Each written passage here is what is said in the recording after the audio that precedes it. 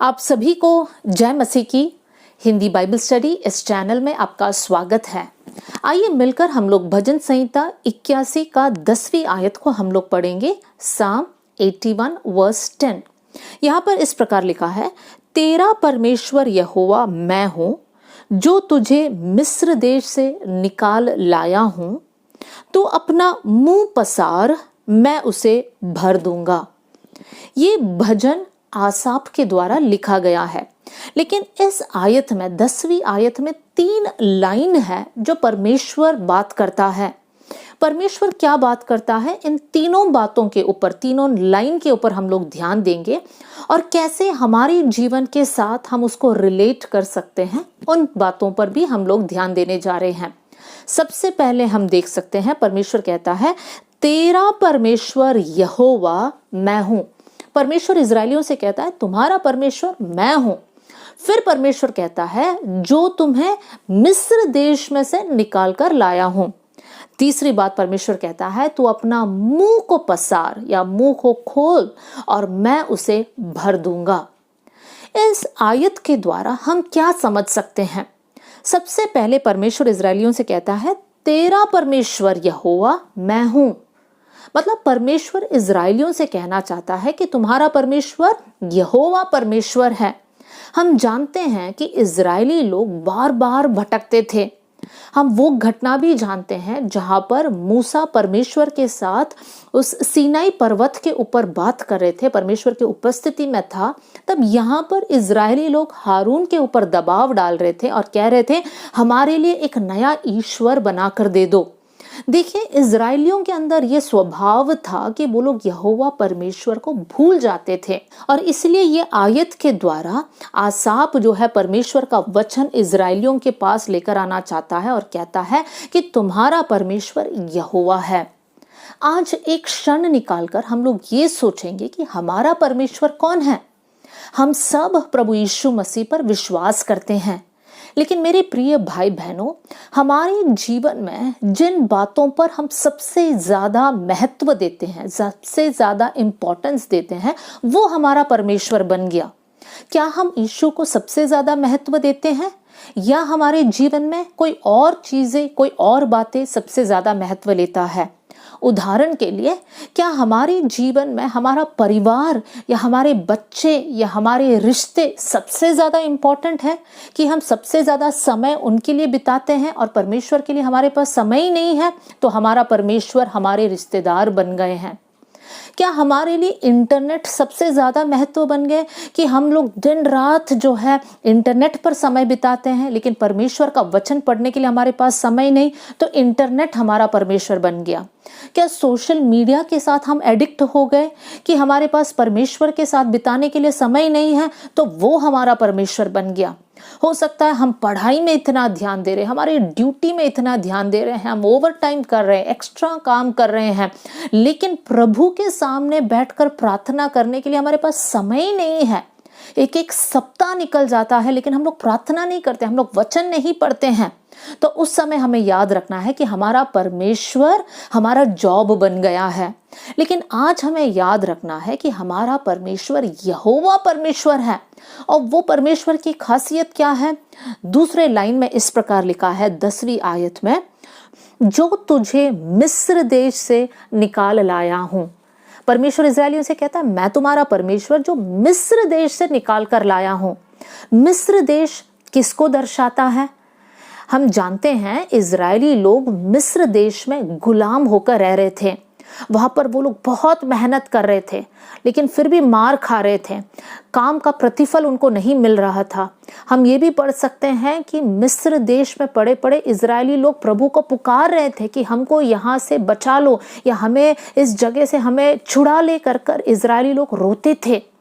मेरे प्रियो, हमारे जीवन में मिस्र क्या है? हम लोग भी एक समय अंधकार में पड़े थे, दुख में पड़े थे, दर्द में पड़े थे, पाप में हम लोग फंसे हुए थे, शैतान के चाल में हम लोग ऐसे फंस चुके थे, लेकिन परमेश्वर ने हमें इन सारी बातों से बचा लिया है। तो हमें ध्यान देना है कि हमारे जो अंधकार में से ज्योति में लेकर आने वाला हमारा परमेश्वर यहोवा है, यीशु मसीह है, जिन्होंने अपना जान हमारे लिए कुर्बान किया ताकि हम लोग उद्धार पाए, उस मिस्र की अवस्था में से हम लोग निकल कर आए। फिर परमेश्वर इजरायलियों से क्या कहता है, उसकी तीसरी लाइन इस प्रकार है, तो अपना मुंह पसार, मैं उसे भर दूंगा।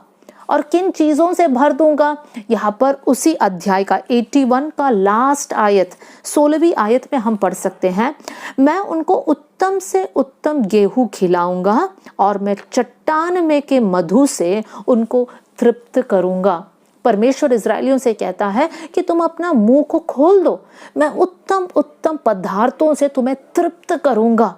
देखिए मेरे प्रियो, परमेश्वर आज हमसे भी यही कहना चाहता है, अपना मुंह खोल दो, मैं तुम्हें भर दूंगा। यहाँ पर इसका आत्मिक मतलब क्या है?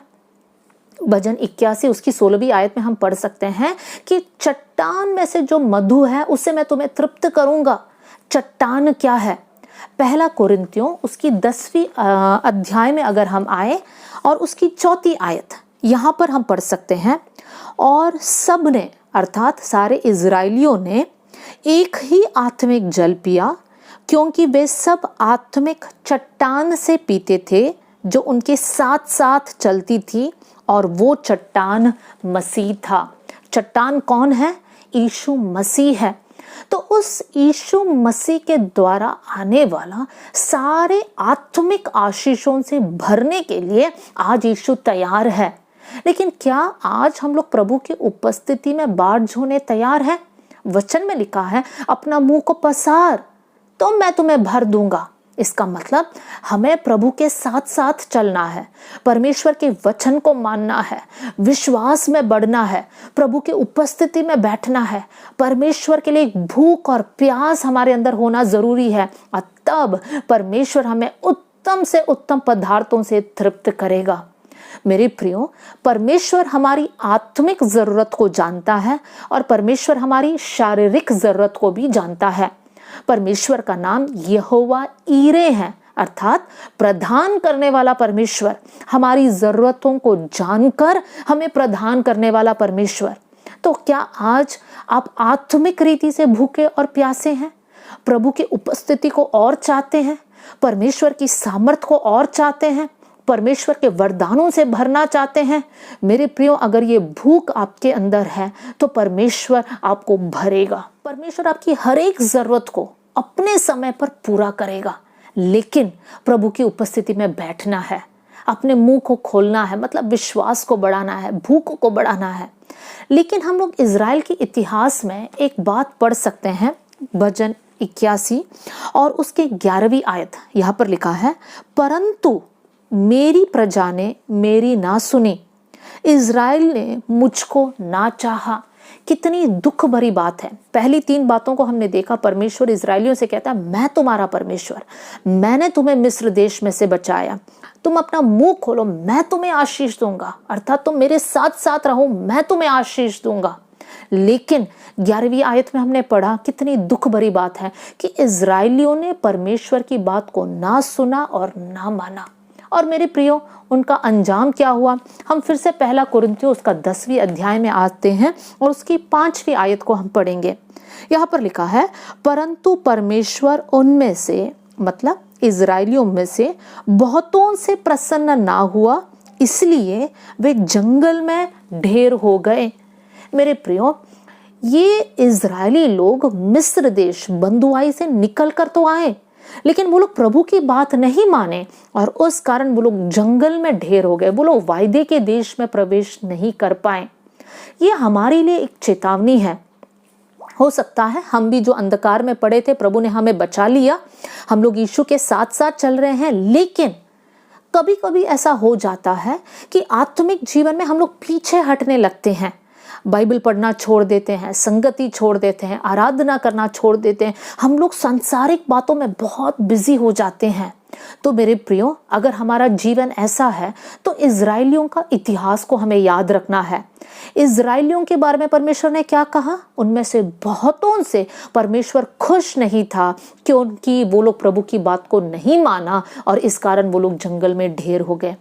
मेरे प्रियो, इस संसार में हमें जीना है, लेकिन हमारे लिए इम्पोर्टेंट यह है कि हमारा आत्मिक जीवन में हमें आगे बढ़ना है, प्रभु के साथ साथ समय बिताना है, परमेश्वर से बड़ी बातों की अपेक्षा करना है, परमेश्वर अपनी उद्देश्य हमारे जीवन में पूरा करना है। अगर ये सारी बातें अगर हमारे जीवन में हैं और उन बातों को सोचकर हमारे आत्मिक जीवन को हम आगे बढ़ाते हैं तो परमेश्वर हमें उत्तम से उत्तम बातों से हमें भर देगा। नहीं, अगर हम प्रभु को भूल जाते हैं और परमेश्वर ने किए हुए उपकारों पर ध्यान नहीं देते हैं, हमारी मर्जी के अनुसार हम चलेंगे, तो मेरे प्रियो, हम स्वर्ग राज्य में प्रवेश नहीं करेंगे। तो आज ये वचन आपके लिए एक हिम्मत देने वाला वचन होने पाए कि अगर आप पीछे हटे हैं तो वापस प्रभु के पास आइए। नहीं, आप प्रभु के साथ साथ चलते हैं तो इसी में आप कंटिन्यू कर लीजिए। परमेश्वर उत्तम से उत्तम बातों को लेकर आपके जीवन में भरेगा और आपको तृप्त करेगा। प्रभु इन वचनों के साथ आप सबको बहुत आशीष दे। जय मसीह की।